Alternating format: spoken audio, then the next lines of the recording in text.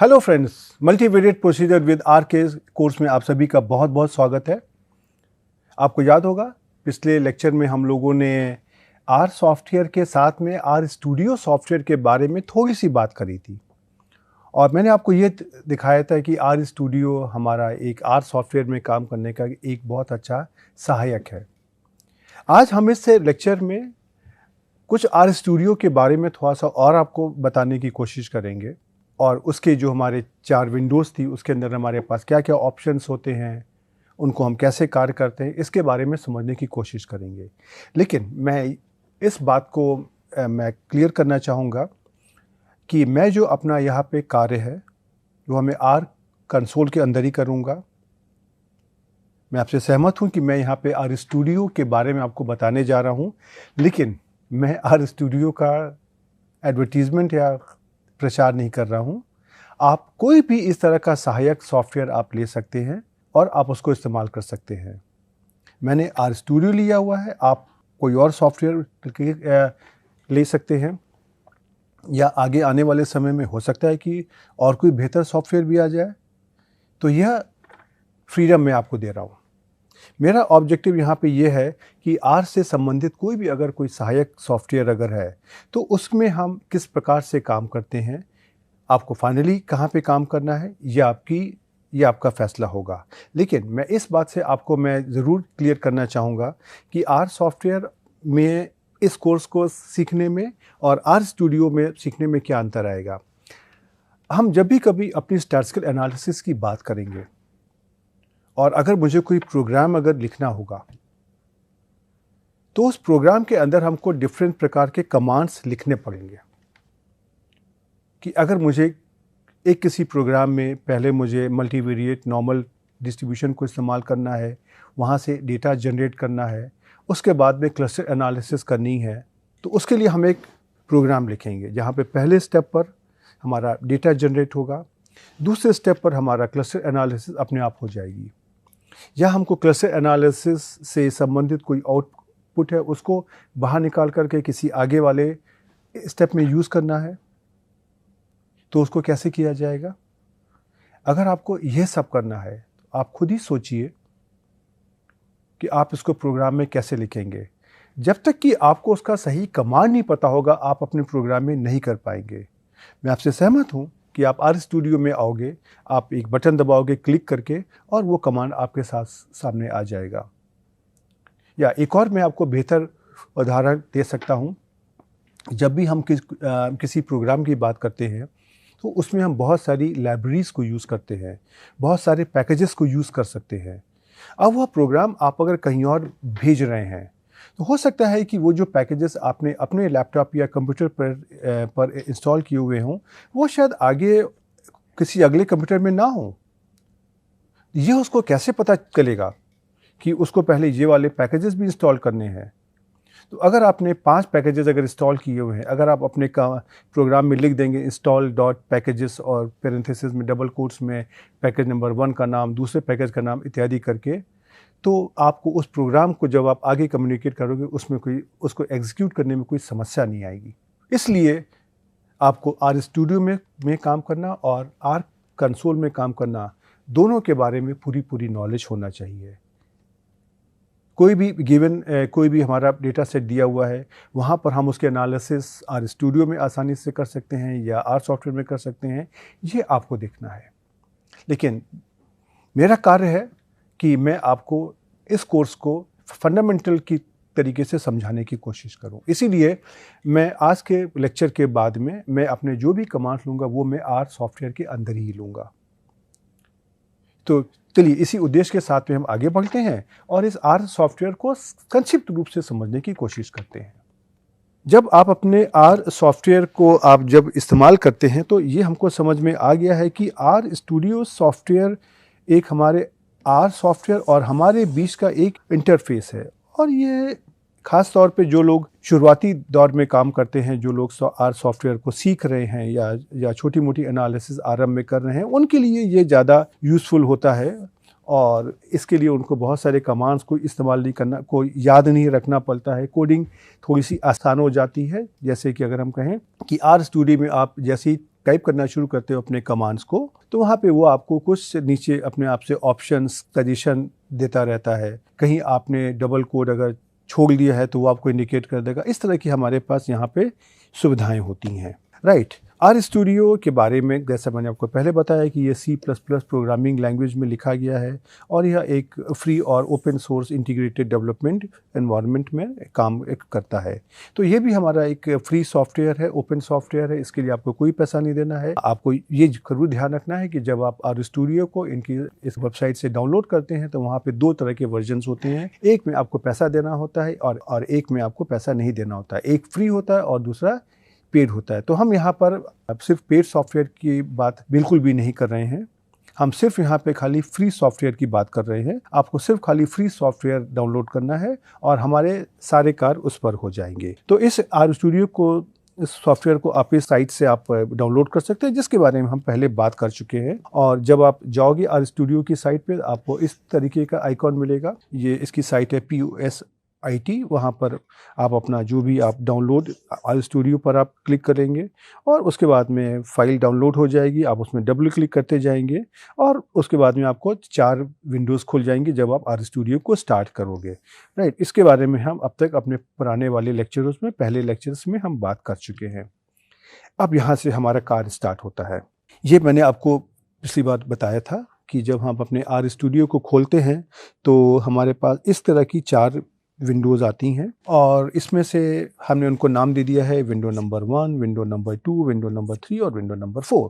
अब हम क्या करते हैं कि इन एक विंडो को लेकर के इसके जो भी कार्य होते हैं ये हम आपको संक्षेप में यहाँ पे दिखाने की और समझाने की कोशिश करते हैं। सबसे पहले हम अपने विंडो नंबर 1 की बात करते हैं। तो आप देखोगे यहाँ पे बहुत सारी चीज़ें हैं। यहाँ पे सबसे पहले जैसे फाइल, एडिट, कोड, व्यू, आप इसमें से जब आप क्लिक करोगे बहुत सारे आपको ऑप्शंस दिखाई देंगे और समय के साथ में आर स्टूडियो सॉफ्टवेयर भी बहुत ज़्यादा डेवलप कर गया है। इसकी जो विंडो नंबर 1 है ये हमारा बेसिकली स्क्रिप्ट सेक्शन है। स्क्रिप्ट का मतलब क्या होता है? प्रोग्राम। जो हमें एक कॉमन कंप्यूटर की लैंग्वेज में प्रोग्राम कहते हैं उसी को हम आर सॉफ्टवेयर में स्क्रिप्ट कहते हैं। और इस विंडो में इस जगह पर हम अपने कमांड्स को लिखते हैं। इसके साथ ही आपको यहाँ पे कोई बहुत सारे ऑप्शन भी दिए होंगे। ये सेव करने का, ये है सोर्स ऑन सेव, ये सर्च करने का ऑप्शन है, ये आपको रन करने का है, ये सोर्स से अटैच करने का, इत्यादि इत्यादि। मैं इन एक कमांड के अंदर में जाकर के आपको समझाने की कोशिश नहीं कर रहा हूँ। मैं यहाँ पे कुछ ही कमांड जो हमारे काम के हैं मैं उनकी बात करूँगा। बेसिकली हमारा यहाँ पे खास काम इस रन कमांड से पड़ेगा और इस विंडो में आप अपना जो भी कमांड टाइप करते जाओगे आप उसको हाईलाइट करके आप अगर यहाँ पे रन पर अगर क्लिक कर दोगे देन आपका वो प्रोग्राम एग्जीक्यूट हो जाएगा। उसके बाद में आप अगर यहाँ पे देखोगे, जब भी आप कभी बात यहाँ पे करते हो तो आप देखो, जब अपने फाइल को आप खोलोगे तो यहाँ पे R script, Quarto document, Quarto presentation, R notebook, R markdown, Shiny web, Plumber API, etcetera बहुत सारी चीज़ें मिल जाएंगी। तो जब आपको अपना प्रोग्राम अगर टाइप करना हो तो सबसे पहले आप यहाँ पे सिर्फ खाली आर स्क्रिप्ट के ऊपर आप क्लिक करिए तो आपकी एक फाइल खुल के आ जाएगी। उसके अंदर आप अपने प्रोग्राम को टाइप कर सकते हैं। आप नीचे देखेंगे ये बहुत सारे जो ऑप्शंस हैं, जब आप थोड़ा सा हाई लेवल पे जाएंगे और भिन्न तरीके के आप आर में काम करना चाहेंगे देन आपको इनका इस्तेमाल भी पड़ेगा। तो यहाँ से आप इस आर स्क्रिप्ट पर आप जब क्लिक करेंगे तो आपको एक नई स्क्रिप्ट यहाँ पे खुल जाएगी। ये सेव करने का कमांड है। यहाँ पर आप आपने जो भी प्रोग्राम लिखा हुआ है आप उसको इस जगह पर क्लिक करके आप उसको सेव कर सकते हैं। उसी तरीके से ये कमांड मैंने आपको बताया, ये था रन। तो यहाँ पर आपको जिस तरह से हम लोगों ने आर कंसोल में जब किसी प्रोग्राम को रन किया था तो उन लाइंस को हाईलाइट किया था और कंट्रोल R दबा दिया था। यहाँ पे आपको अगर दबाना अगर है आप अपने प्रोग्राम की लाइंस को हाईलाइट करके अब यहाँ पे क्लिक कर सकते हैं रन पर, या आप कंट्रोल+Enter आप दबा सकते हैं तो आपका ये प्रोग्राम यहाँ पर स्टार्ट हो जाएगा, आपका प्रोग्राम एग्जीक्यूट हो जाएगा। और इसी प्रोग्राम को आप अगर रीरन करना चाहते हैं देन आप देखेंगे यहाँ पर ये रीरन का भी ऑप्शन दिया हुआ है। अगर आप अपने प्रोग्राम को सोर्स करना चाहते हो तो यहाँ पे सोर्स का भी ऑप्शन दिया हुआ है। तो आप देखोगे कि यहाँ पे बहुत सारे ऑप्शन दिए हैं, लेकिन हम आपसे यही रिक्वेस्ट करेंगे एक बार आप इस आर स्टूडियो सॉफ्टवेयर को खोल करके खुद से इन कमांड्स को देखने की कोशिश करिए। ये जो हमारे पास डिफरेंट विंडोज यहाँ पे ऑप्शन दिए हुए हैं आप इनको खोलिए और उसमें से देखिए इसके अंदर क्या क्या है। उसके बाद आप जब आप विंडो नंबर 2 पर आते हैं। विंडो नंबर 2 कौन सी थी? ये वाली। आप देखेंगे, आप अगर इसको आप पहचानने की कोशिश करें तो ये आपका क्या है? ये तो आपका आर कंसोल ही तो है। जब आप अपने आर सॉफ्टवेयर को आप स्टार्ट करते हो तो सबसे पहले आपको यही वाली विंडो तो एक खुल करके आती है। यहीं पर तो यही तो आपका कमांड प्रॉम्प्ट था जहां पर आप अपने कमांड को टाइप करते थे। ये वही विंडो है। इस समय हमको यहाँ पे कुछ नहीं करना है, लेकिन हमको ये ध्यान रखना है कि जो भी हम कमांड एग्जीक्यूट करेंगे उनका एग्जीक्यूशन यहीं पर विंडो नंबर 2 में ही होगा। राइट। अब हम विंडो नंबर 3 पर आते हैं। विंडो नंबर 3 आपकी देखिए कौन सी थी? ये वाली। राइट। विंडो नंबर 3 में आप अगर देखेंगे यहाँ पे 2 मेन हमारी टैब्स बनी है, एक है इन्वायरमेंट और एक है हिस्ट्री। इस इन्वायरमेंट के अंदर भी आप अगर आएंगे तो यहाँ पे नीचे आपको सेव करने का ऑप्शन है, इंपोर्ट डेटा सेट है और एक ये अपने स्टोर्ड वैल्यू को हटाने का ऑप्शन दिया हुआ है। तो इसमें से आप अगर देखोगे तो सबसे पहले आप अगर हम इस एरिया की बात करते हैं जो हमने यहाँ पर दिया हुआ है, यहाँ पे जैसे देखिए मैंने दिया हुआ है वैल्यू x1। इसका मतलब क्या है? हमने जो भी अपने विंडो नंबर 1 में अपने प्रोग्राम को एग्जीक्यूट करने के लिए जो जो वेरिएबल्स लिए हुए हैं, वो कौन कौन से वेरिएबल्स हैं, उनकी कौन कौन सी वैल्यूज़ है और उनकी क्या क्या कैरेक्टरिस्टिक्स है, ये हमको यहाँ पर दिखाई पड़ती रहती हैं साथ ही साथ। जबकि आप अगर देखोगे कि आर कंसोल में जब हम काम करते हैं तो इस प्रकार की जो इन्फॉर्मेशन आपको डायरेक्टली वहाँ पे नहीं दिखाई पड़ती है। आप उसको उसमें से देख सकते हो कमांड के द्वारा, लेकिन वो आपको डायरेक्ट नहीं दिखाई पड़ती है वो। तो यहाँ पे आप जब आपने जिन जिन वेरिएबल्स को इस्तेमाल किया हुआ है वो उसकी सारी इन्फॉर्मेशन आपको इस एरिया में यहाँ पर दिखाई पड़ेगी।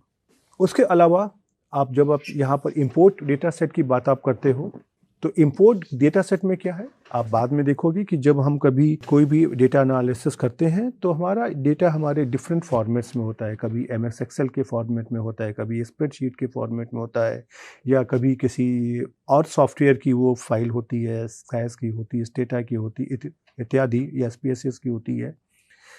उसके डेटा को अगर आप यहाँ पर इंपोर्ट करना चाहते हो तो हर एक तरह की फाइल को इंपोर्ट करने के लिए यूजुअली हमारे पास अलग अलग पैकेजेस होते हैं।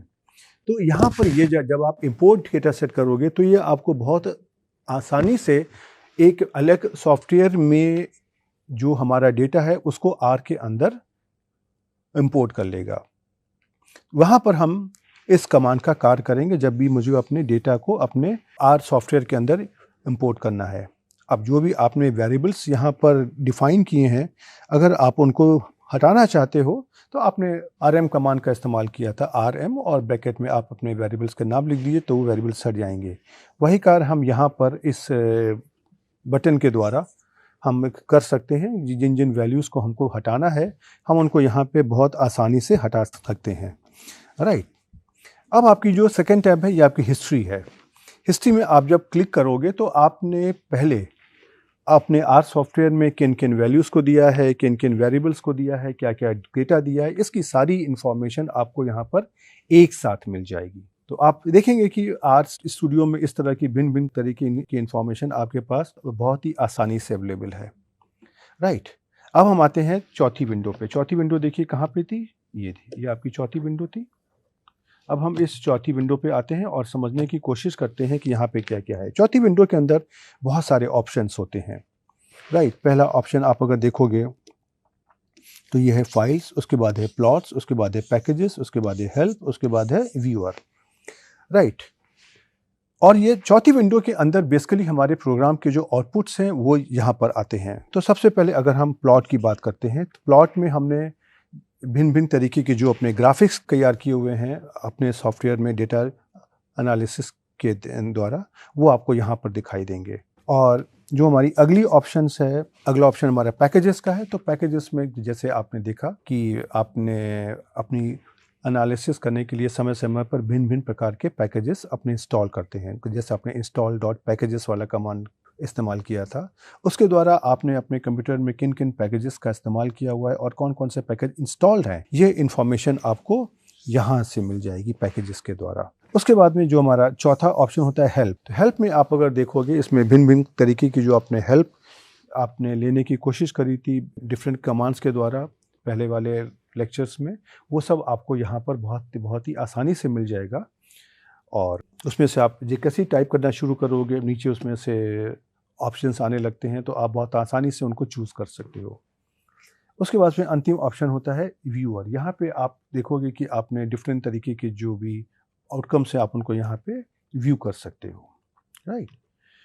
अब इसमें से जैसे हम आपको कुछ खास चीज़ें बता दें, जैसे कि हम जब पैकेजेस के बारे में बात करते हैं, तो पैकेजेस में हमारे पास कई सारी चीज़ें होती हैं। एक तो हमको पैकेज पहले इंस्टॉल करना होता है। उसके लिए अगर हम ये जो अपना कमांड है इंस्टॉल का, अगर हम यहाँ पे आते हैं, हम जैसे ही क्लिक करोगे आपके पास एक नई विंडो खुल के आ जाएगी और उसमें से आपको जो भी पैकेज है आपको इंस्टॉल करना है, आप टाइप करना शुरू करोगे तो नीचे उसमें से कई सारे सजेशंस आते रहेंगे और आपको वहाँ पे आप उसमें से जैसे ही क्लिक करोगे पैकेजेस अपने आप से इंस्टॉल हो जाएंगे। प्रोसेस उसकी वही रहेगी जो आपने आर कंसोल में पैकेजेस को इंस्टॉल करने के किया था, और जो आपका कमांड है install.packages ही इस्तेमाल होगा। लेकिन बस एडवांटेज ये है कि यहाँ पर आपको install.packages का कमांड याद नहीं करना है, और यहाँ पर वो आपको अपने आप से वो पूरा पैकेज इंस्टॉल करके दे देगा। दूसरा ऑप्शन आप अगर देखोगे यहाँ पर है अपडेट।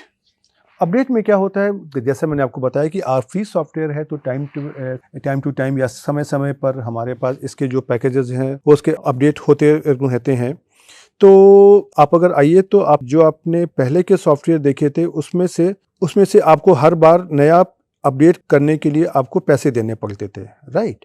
लेकिन आप अगर यहाँ पर आते अगर तो यहाँ पर आपको पैसे नहीं देने पड़ते हैं। आप यहीं पर अपडेट को जैसे ही करोगे आपके सॉफ्टवेयर में जो भी पैकेजेस हैं वो स्वतः ही अपडेट हो जाएंगे। उसी तरीके से आप जब नीचे आओगे तो आप देखोगे कि यहाँ पे जैसे जिस कंप्यूटर पर मैंने ये अपनी स्क्रीन तैयार करी है, अपनी स्लाइड तैयार करी है, वहाँ पे हमारे पास एग्रीमेंट, बेजम, कंपोजिशन इत्यादि नाम के पैकेजेस पहले से इन्वॉल्व हैं। अगर हम इनको लाइब्रेरी फंक्शन का यूज़ करते हुए अगर हम अपलोड करना चाहते हैं, देन हम यहाँ पर इस बॉक्स के अंदर आकर के खाली चेक बॉक्स हम कर देंगे। यहाँ पे जैसे मैंने टिक बनाया हुआ, जैसे मैंने ये टिक बना दिया और ये पैकेज हमारा अपने आप से इंस्टॉल हो जाएगा, और जो आपने कमांड दिया था लाइब्रेरी का वो कमांड अपने हिसाब से यहाँ पर एग्जीक्यूट हो जाएगा। तो आपने देखा कि install.packages और लाइब्रेरी पैकेजेस अपने आप से यहाँ पे जस्ट क्लिक करने से काम बन जाएगा। तो ये हमारा आर स्टूडियो का एक एडवांटेज है। उसी तरीके से आप अगर इसमें से आते हैं, हेल्प की बात अगर करते हैं, तो जैसे ही देखिए आपने इस हेल्प विंडो में आपने यहाँ पे टाइप करना शुरू किया HIST, तो इसमें से आप देखोगे कि ये सब पूरा डिटेल जो आपने पहले निकाले थे ये सब आपके पास बन करके आ जाएंगे। और जैसे ही आप यहाँ पे टाइप करोगे इस जगह पर आपके पास नीचे ऑप्शंस आते रहेंगे जहाँ से आप बहुत आसानी से आप उनको ठीक कर सकते हो, राइट। अब देखिए मैं आपको एक यहाँ पे उदाहरण करके दिखाने वाला हूँ, लेकिन उसके पहले मैं आपको इसका आउटकम दिखाना चाहता हूँ। तो यहाँ पे जैसे मैंने उदाहरण के लिए आपको एक छोटा सा डेटा सेट लिया है और उसमें से हम आपको हिस्टोग्राम बना करके दिखाएंगे। मैं आपको फिर से कहूँ कि हिस्टोग्राम वहाँ पे बनता है जहाँ पे हमारा कंटिन्यूअस डेटा होता है, लेकिन हम यहाँ पे खाली आपको उदाहरण के लिए बता रहे हैं कि हम किन किन स्टेप्स को फॉलो करेंगे सो दैट कि आपको एक हिस्टोग्राम एक मिल जाए। मैंने एक ये डेटा लिया, एक्स में उसको स्टोर किया और यहाँ पे मैंने कमांड लिया HISTX, और जब इसको मैंने हाईलाइट करके मैंने यहाँ पे दिया कमांड दिया रन, तो ये देखिए कमांड हमारा यहाँ पर एग्जीक्यूट हो गया और ये जो वैल्यूज़ हमारी x की थी ये देखिए यहाँ पर आ करके स्टोर हो गई विंडो नंबर यहाँ पे विंडो नंबर 3 में।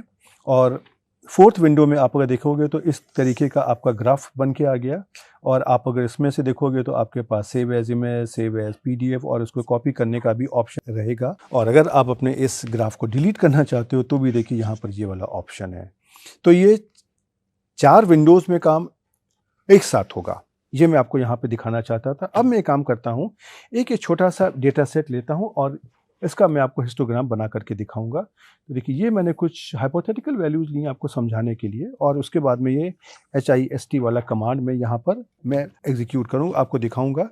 और देखिए कुछ इस तरीके का आपका स्क्रीनशॉट आएगा।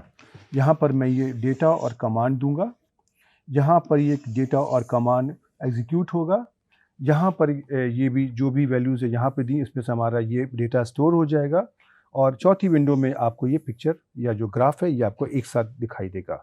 तो चलिए मैं आपको इसको मैं करके दिखाता हूँ और मैं आपको कन्विंस करने की कोशिश करता हूँ कि आप आर स्टूडियो में भी बहुत ही आसानी से काम कर सकते हैं। तो देखिए ये मैंने डेटा लिया और इसको मैंने अपने यहाँ पर कॉपी कर लिया, देखिए ये डेटा, और यहाँ पर मैंने फिर टाइप कर दिया HISTX, राइट, ये मैंने टाइप कर दिया। अब जब मैं इसको यहाँ से एग्जीक्यूट करता हूँ और मैं यहाँ से करता हूँ रन, तो देखिएगा क्या होगा। ये देखिए